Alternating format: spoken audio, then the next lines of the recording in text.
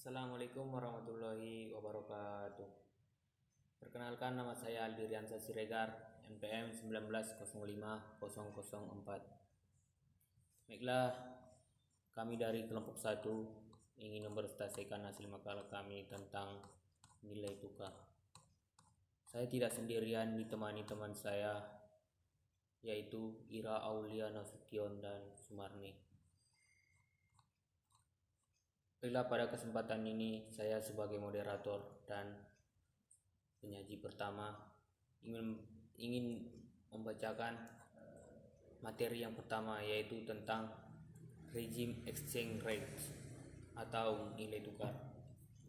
Secara nilai tukar di dunia mengalami pergantian dari masa ke masa, namun pada dasarnya ada dua kelompok utama, yaitu exchange rates dan floating exchange rates model.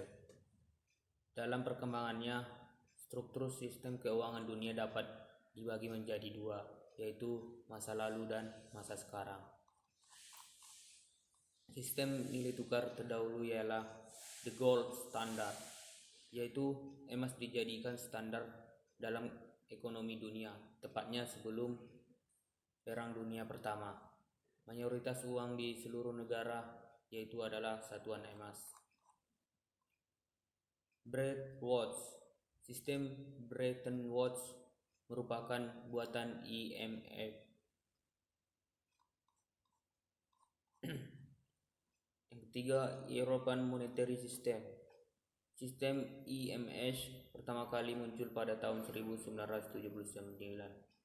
dengan 8 anggota European Economic Community.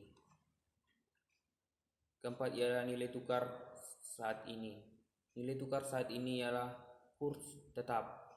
Kurs tetap merupakan sistem nilai tukar di mana pemegang otoritas moneter suatu negara ialah bank sentral menetapkan suatu tingkat nilai mata uang domestik terhadap mata uang negara lain. Keunggulannya ialah kegiatan spekulasi uang di pasar semakin sempit. Intervensi aktif pemerintah dalam mengatur nilai tukar sehingga tetap stabil. Kepastian nilai tukar sehingga perencanaan produksi sesuai dengan hasilnya.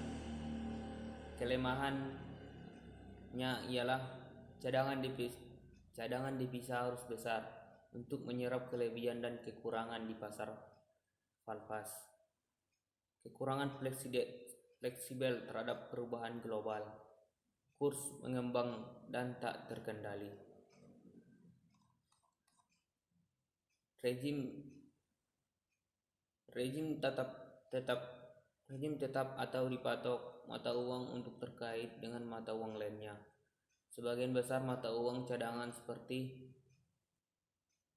dolar Amerika, euro, pound sterling Inggris, atau sekerancang mata uang lainnya. Rezim nilai tukar mengembang atau fleksibel, di mana ekonomi menentukan pergerakan nilai tukar. Ada dua rezim nilai tukar menengah yang mengembangkan unsur-unsur rezim lainnya. Mungkin cukup sekian untuk pembahasan yang pertama. Akan dilanjutkan dengan pembahasan yang kedua, yaitu akan disambung teman kita Ira Aulia. Saya akhiri.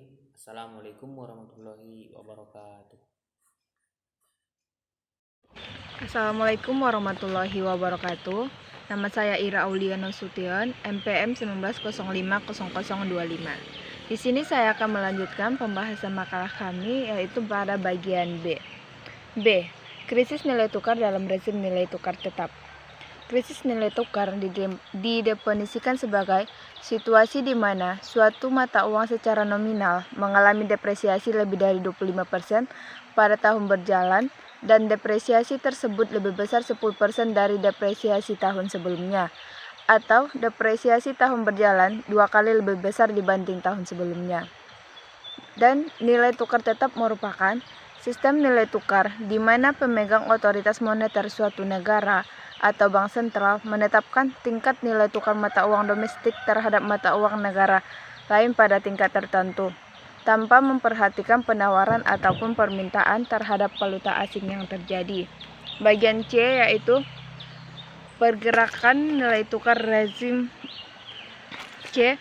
Pergerakan nilai tukar dalam rezim nilai tukar fleksibel.